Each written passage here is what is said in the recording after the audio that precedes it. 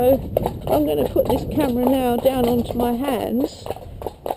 Instead of the hands coming back like this all the time, my hands are following, always my hands follow the way down forward towards the horse's mouth, and my hands are thinking forward. If they're in this position, my hands are thinking backwards.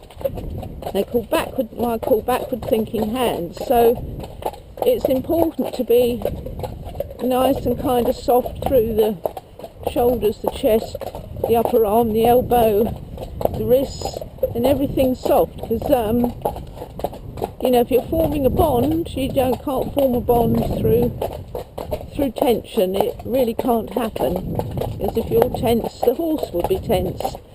So, or I can take the reins in one hand like this. I don't even have to have them in two, really. So, my hands are always following her head.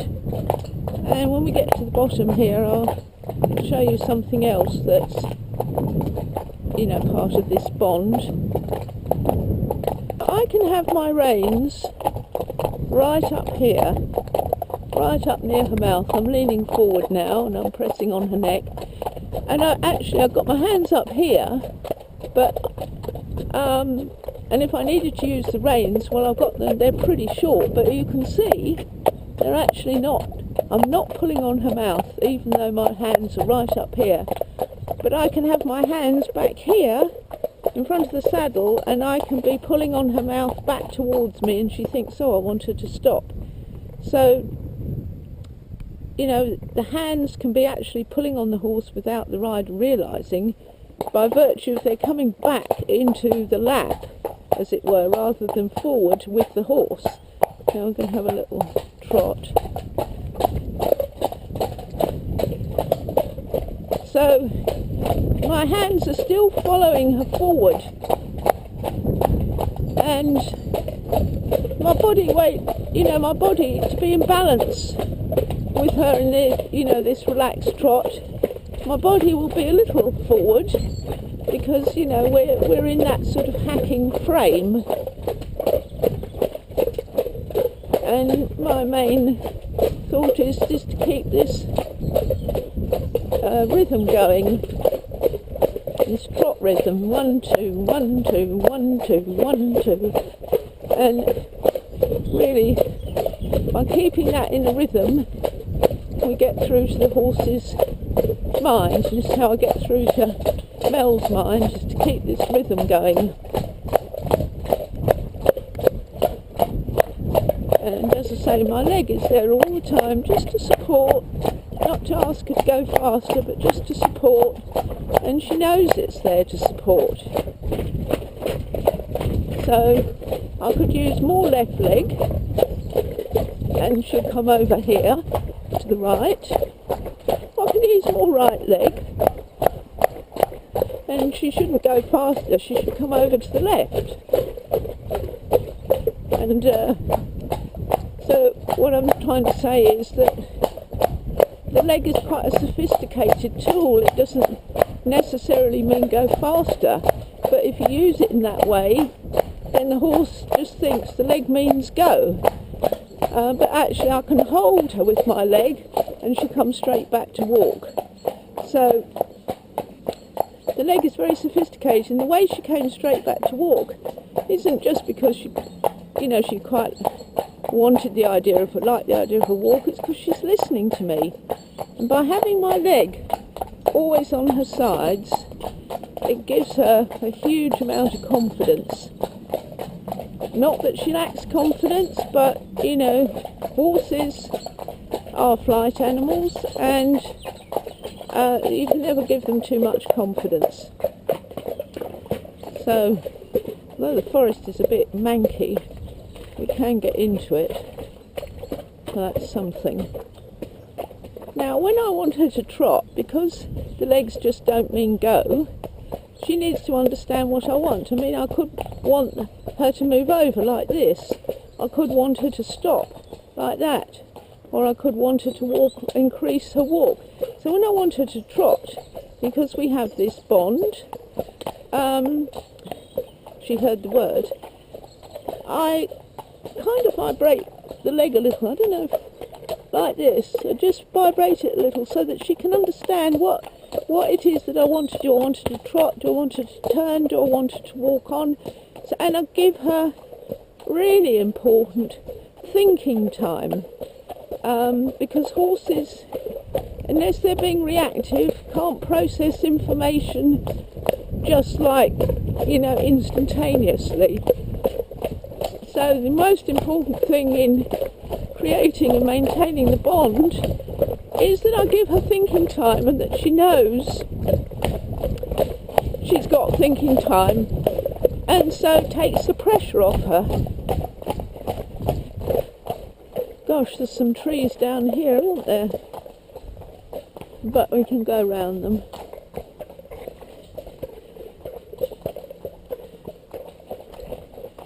I think we're lucky to be out. It's pretty boggy.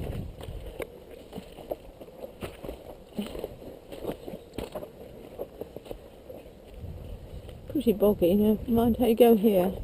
Good girl. That's it. It's pretty boggy. Right, so a little squeeze again, and but not kind of immediately, so that she knows it's just a trot and not anything else. As I say, Melle's she's got impulsion, all the impulsion you'd need. It's fantastic. It's very wet in here, but we could trot over a log, couldn't we? So I use my left leg now, held in against her side. I'll open my right hand a little bit with my left hand into the neck. And we have a little trot over there. Good girl. Right. So she must have great confidence and trust in the use of my leg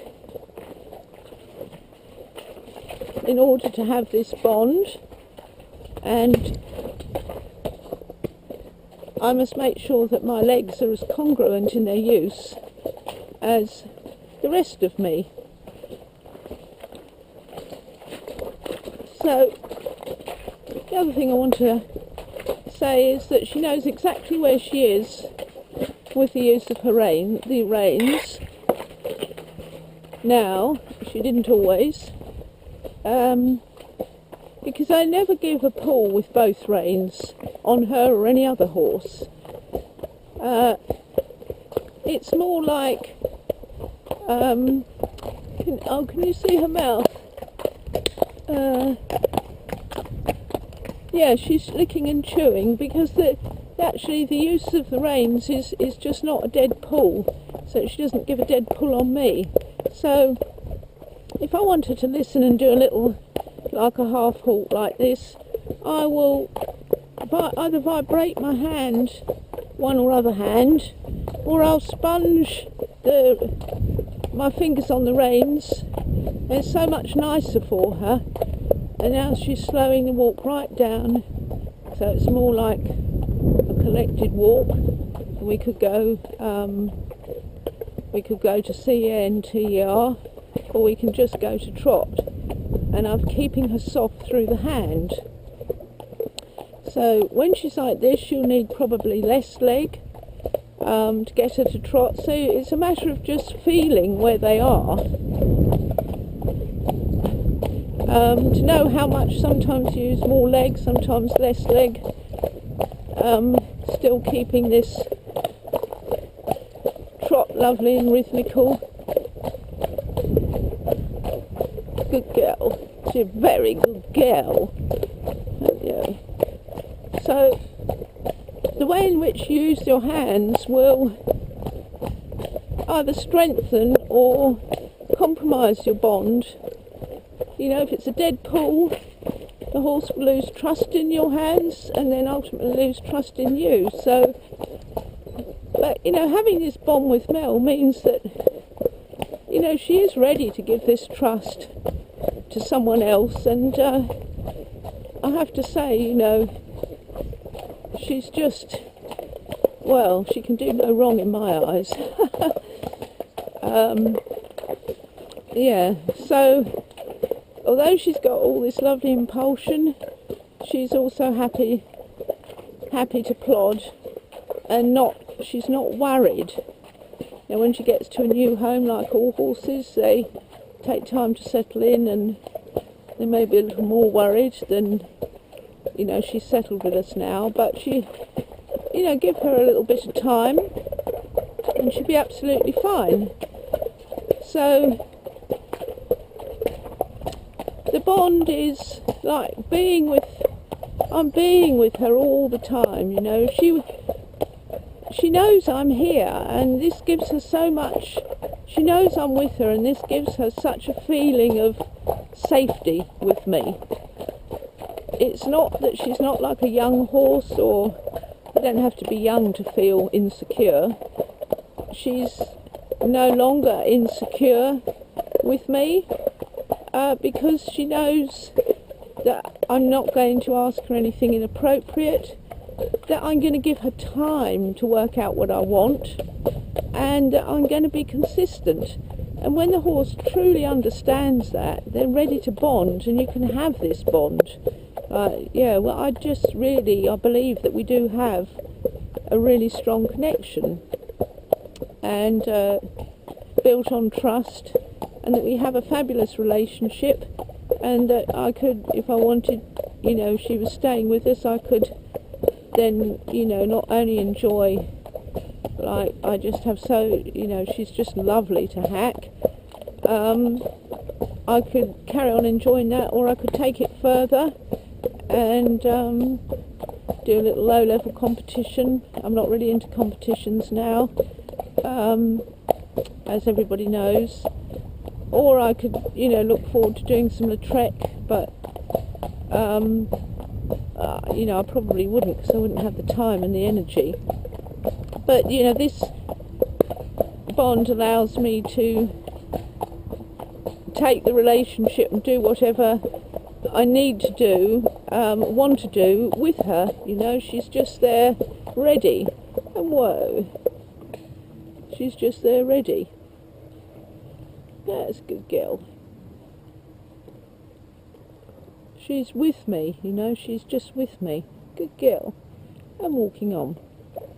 And she's such a happy horse too, because of course she feels very contented, and it does take time to get them to that place. I'm not there yet with Della.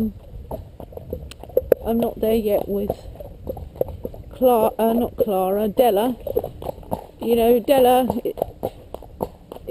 isn't as open yet, and she's not letting me in. I mean, Melle is letting me in, and that's important. And it's not that one horse is better than another. It's just their temperaments. Some let you in more than others, and I've had these very strong bonds with so many horses, but as I say, not with every horse that I work with. But I love it when I get it, and for me, that is the best reward. And let's think, the last horse I had a wonderful bond with Howie, and who was very happy to be with me, and I had a very strong bond with Flynn, and of course I have a strong bond with Bryn, although I'm not riding him at the moment. So the last couple of horses I had a very strong bond with, but I have to say the strongest bonds that I have with horses are invariably mares. And I know that some people they talk about mares and they're not very keen on them, and some people won't even consider them, but I have my strongest bonds with mares. They're very intuitive, because they are they're whole, they haven't been castrated like a gelding, and so I am very much a mare person.